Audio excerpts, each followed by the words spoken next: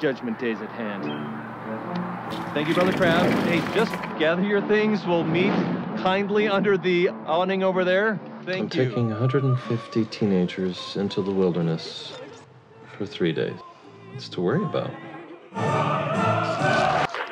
3 days. All right.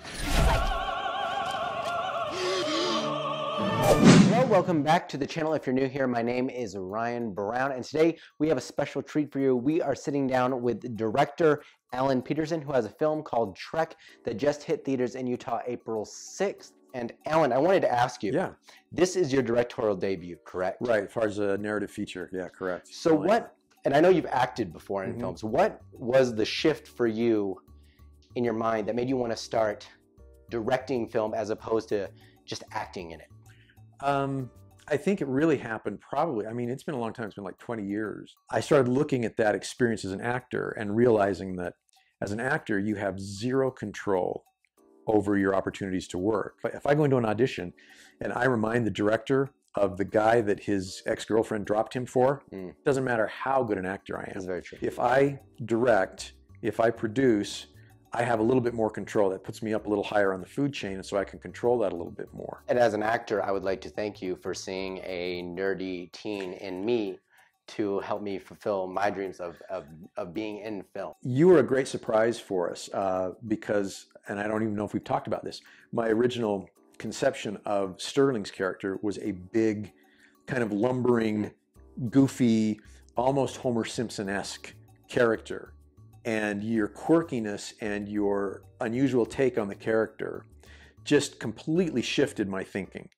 And, you know, David and I looked at each other and went, this is different. What do you think? Oh, we really like this. We have such a great cast. This was such a privilege to work with them. And you're part of that, the way that you would bring things to this character that none of us even thought about. And I'm going to say that I'm humbled by that, but between you and me, I'm filled with pride and my ego has just been lifted. I noticed that that this space in here is starting to kind of shrink as your head began to expand. It's going to get big, and I need it because I have a very small head. So Alan, you've been promoting the film very heavily for the last several months you've done, and I noticed you've been using teaser scenes as well to promote the film. And one of the scenes you used was a scene that I was in where a skunk rudely awakens me from my sweet, sweet slumber and gives me mouth to mouth. We filmed that scene. It was the very first scene of the shoot. Exactly. And I wanted to know why that was. Was it to spite me? Yes, because it's all about you, Ryan. In the original script, it called for a raccoon. Right.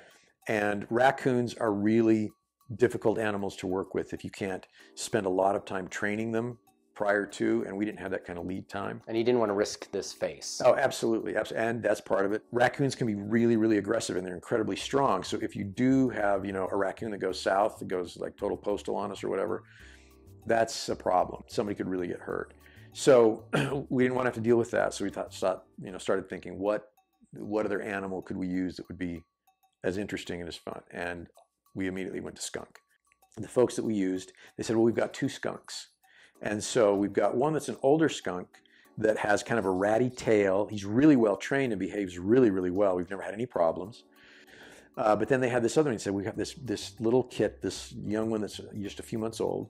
Looks great. We've trained it, works really well, is really responsive, and we've done a little work to train it to do what you're asking about. The big one, the older one, is descented. The younger one is not. Yes, I heard that when I got there. But you heard that probably after. Yes. Yeah. So we get on set, and I'm just keeping my fingers crossed. Please, please, please. I didn't mind having it lick in my face. It's the most action I've gotten in a while. So at the time, it was like, I'll accept anything at this point. Well, and look, that skunk, I hate it was adorable. I hate to tell you, but that skunk would have gone for anything. Okay. And I think something that a lot of people didn't realize, being on set, it doesn't show as much in the film, is that it was really physically tolling. We were on a really tight amount of days that we could shoot, and it was hot. I had sweat stains in places that I didn't know quite would sweat. So speaking about struggles shooting, there was particularly a issue that happened to you on the first day. I was doing my thing, and all of a sudden I realized that Alan's gone. And it turns out while we were doing drone shots of us pulling the carts, you, while catching the drone as a professional, you went straight for the blades. And so I'd catch the blades. Yeah. And you sliced your finger open and had to go to the hospital. Yeah, it's one of those things, don't try this at home. Trained professionals only. Our drone operator, Jeff Lambright, he and I have done a lot of work together. And oftentimes when we're in situations where the drone, we're landing on uneven terrain or something like that, I'll just go out and I'll just catch the drone as he brings it down. And so I was probably showing off a little. Yeah. As you should. So as he was bringing it down, I had my sides, the papers with the script on it that we're using for the day, had that in my teeth. And so as it's coming down, I wanted both hands, put it in my teeth. And this breeze came up just as the drone was getting down to me. And the sides blew up in my face, so I couldn't quite see, just obscured my vision a little bit. So as I reached for the runners on the drone, I went past it on the one side and went up and I just ran my finger right through the blades of the drone. And I had my hand all clenched up like this. I thought, okay, if I open my hand and there's not a lot of blood, we'll be fine. Everything will be okay. So I opened my hand and I had it down at my side because I didn't want anybody to see. And so, because I was feeling stupid. And I opened my hand and blood just pouring down. And it's just like, oh man, I cannot believe on day one I've done this. NABA. You were a trooper. You were the hero of the shoot, or the MVP. Because that would have happened to me, and that I would have taken that as a sign as I'm not meant to make movies. This is a mistake. Oh no, making a movie is a sheer act of will, and there's just no easy way to do it. So Alan, speaking of storytelling and making films, do you have any projects right now that are in the works for you that you're looking forward to in the next few years, developing and putting out to the world? Up to this point, I'd never considered really doing a sequel for this film, Trek, but in the last couple of days, a couple of ideas have come to me kind of differently, and so I'm thinking, well, maybe there is an opportunity for a sequel. Trek took 16 years to get done from start to finish, and this project we've been working on has taken 10 years to this point, and it's the story of the 1944 University of Utah basketball team that won the national championship.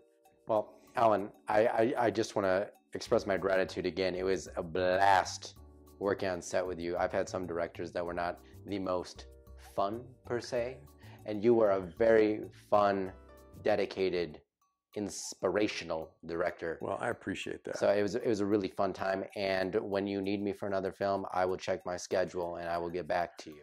Well, because I found cast members, you included, who I know that I can depend on to do the work and do it well. Yeah, we get another project going, you're going to be getting a phone call. I look forward to it. I'm going to look at camera 2 and say, I hope you enjoyed this experience. I'm sure it won't be the last interview we have with Alan. As you just said, I'm hired for something else, so it's bound to happen.